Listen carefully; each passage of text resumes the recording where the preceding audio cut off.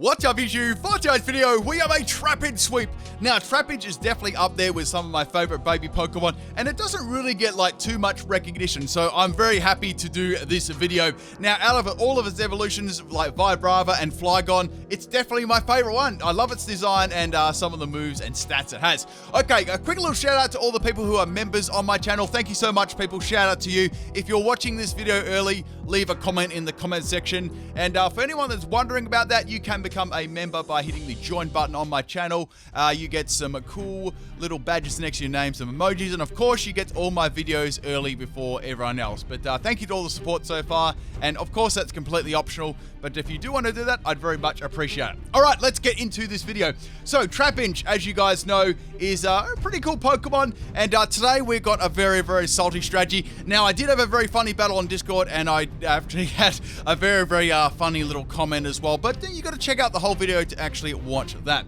Now, looking at Trapinch, it's got pretty cool abilities. We've got Arena Trap, a very good ability, Hyper Cutter, and Sheer Force. Hyper Cutter is a little bit more situational, but definitely Sheer Force and Arena Trap are its best two abilities. Now, fun little fact about Trapinch too, you can see it's got a whopping attack stat. That actually is the same as Flygon. So even though it evolves all that time, it still keeps, like, retains its same attack stat in the end, which is quite interesting, I think. It's got terrible speed, everything else is, you know, pretty terrible about it. Usually I'd run this as a physical set under like Trick Room or something like that, or in Little Cup. Anything along those lines is pretty good. It's got Earthquake as its main stab. It's got stuff like Rock Slide. You can even teach us stuff like you can even go like a crazy Sheer Force set if you really wanted, like a special one with like Earth Power and stuff like that. But yeah, that's pretty much it for Trapinch. Let's get into this strategy. This was a really quick video, people, because Trapinch actually did all the work itself. I did it didn't require any setup at all. All I had was one Pokemon at the start, and this is my deadly strategy. So we got the Duran. I've done this a couple of times, and shout out to all the people on Twitch the other night. We were making like some fun sets up, and this one was included. So we're going to go for the Entrainment on the Beast Boosting Buzzwole, and we're going to give it the Truant ability. That is all, people. I'm going to get hit by the Hammer Arm, and guess what, people? I'm going to eject that nickname there, out of this battle. Sometimes, people, you just need to add a little bit of a pinch of salt.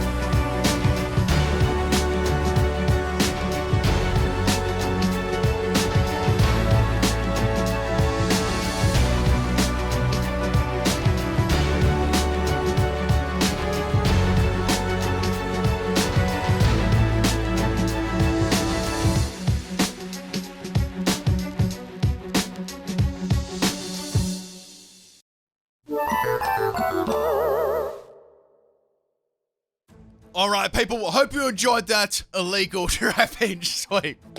Okay, let's go over the strategy. So, quickly, we had the Durant at the start. This is pretty simple. If you're new to Pokemon, I'll explain it like super basic for you. So, what entrainment does with the Durant, it actually gives the opponent your ability. In this case, my Durant had Truant, right?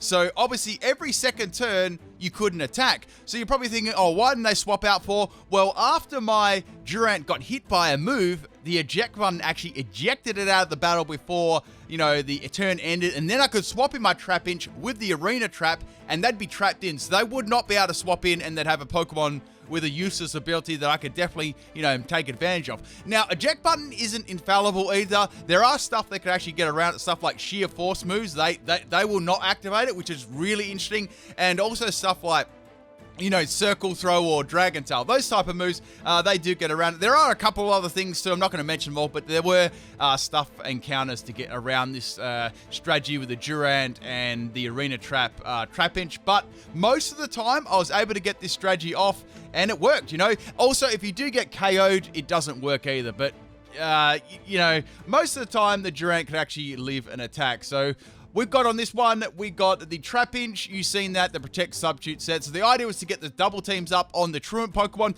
get all of them up and get a Substitute up, and then you're pretty much right to go. Toxic in the rest of the team. Now, I did think of putting Toxic Spikes down and having Mud Slap on as well. That was another option I was going to run. But the problem I had with that is when the first Pokemon I trapped in right, I couldn't actually take them out. So I had to use Toxic on that one. I did think about using a red card strategy with Salazzle if needed, but it didn't really work too well, so I just used the Salazzle for toxicking like poison types and steel types, which are a counter to this strategy too. Now, definitely not saying this strategy was infallible, because there were like 100% actually move taunt users. When I didn't have the Substitute up, they were also an option there to get around it. And yeah, if I just kept getting hit by say 2 moves in a row, say I went for...